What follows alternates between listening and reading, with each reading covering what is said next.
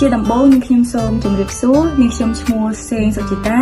គឺជានិស្សិតឆ្នាំទី1នៃសាកលវិទ្យាល័យ Dear Prize សាខាខេត្តសៀមរាបចំនួនទី24ដែលកំពុងតែចាប់យកជំនាញគ្រប់គ្រងទូទៅបើជានាងខ្ញុំមានចំណាប់អារម្មណ៍ចង់ចូលជាសមាជិកអំណាចចំនួនទី8ពីព្រោះនាងខ្ញុំបានយល់ដឹងថាអំណាចពិតជាមានសារៈសំខាន់ណាស់អំណាចបានជំរុញឲ្យយើងស្វែងរកសមត្ថភាពខ្លួនឯងតាមរយៈការអានស្រាវជ្រាវនិងការពិចារណាដើម្បីឲ្យយល់ច្បាស់ពីមាតិកានីមួយៗអភិវឌ្ឍសមត្ថភាពគិតវិភាគដែលឲ្យយើងងាយស្រួលសង្ខេបនិងបង្ហាញគំនិតសំខាន់អាចឲ្យយើងមានទំនាក់ទំនងល្អជាមួយនឹងដទៃកាន់តែល្អប្រសើរឲ្យយើងយល់ច្បាស់ពីវិន័យខ្លួនឯងនិងមានទម្លាប់ល្អ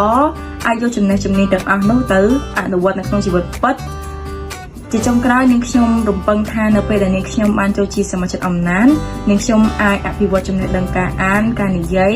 ជាពិសេសអាចមានទំនាក់ទំនងប្រសើរល្អជាមួយនឹងអ្នកដទៃ